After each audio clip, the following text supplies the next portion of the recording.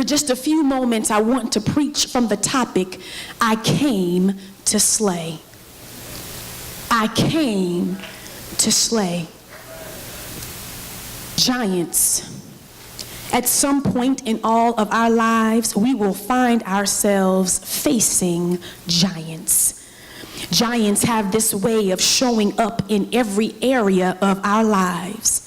These giants, there are giants in our families, giants in our relationships, giants on our jobs, giants in schools, giants in our finances. Giants even have the nerve to show up in church.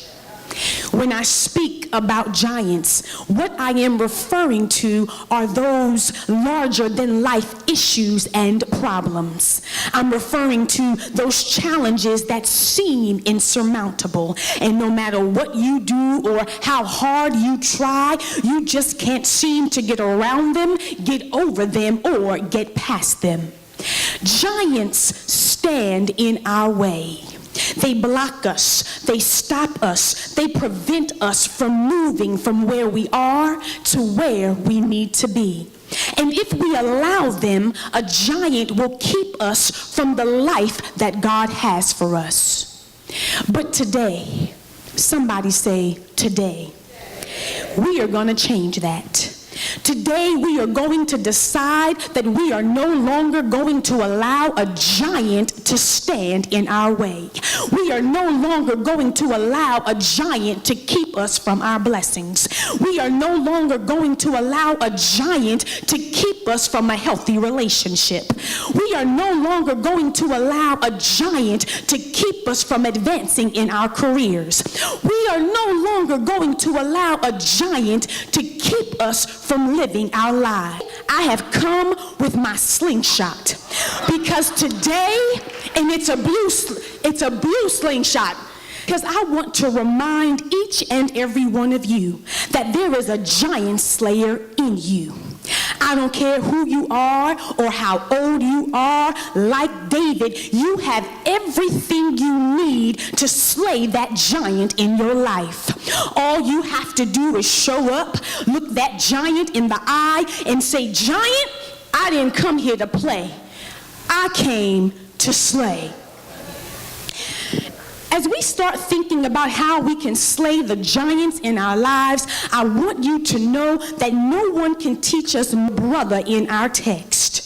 As we start to think about these giants in our lives, I want you to know that nobody knows what it means to slay giants like David.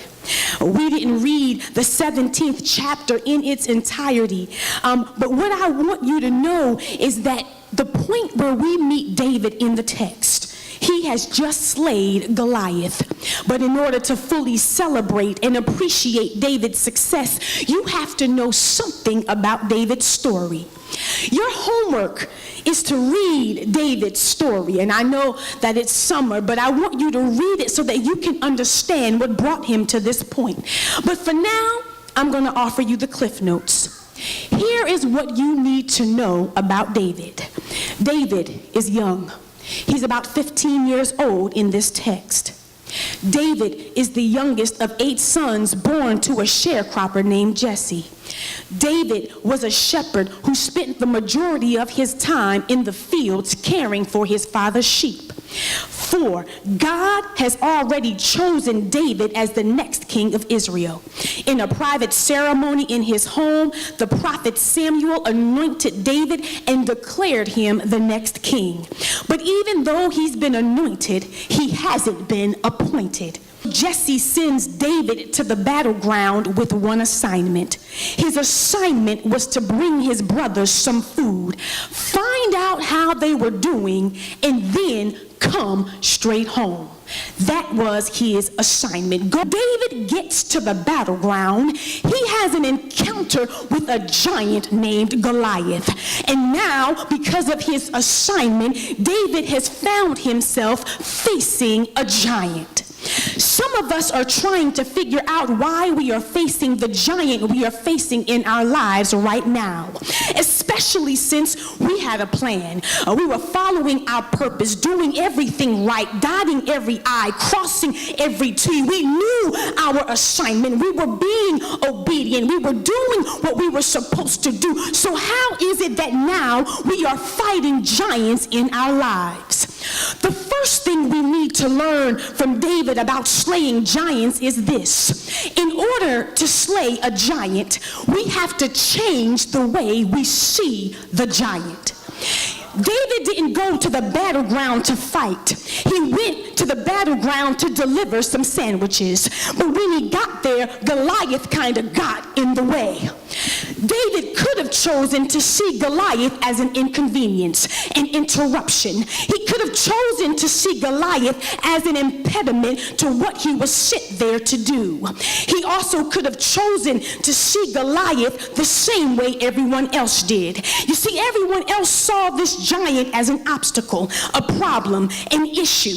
But instead, David remained open, and what everyone else saw as an obstacle, God was able to use this as an opportunity to bring David forward. Let me tell you, the giant that you see as an obstacle in your life can actually be the opportunity that God was waiting for to bring you forward. One day, when the glory comes, it will be ours.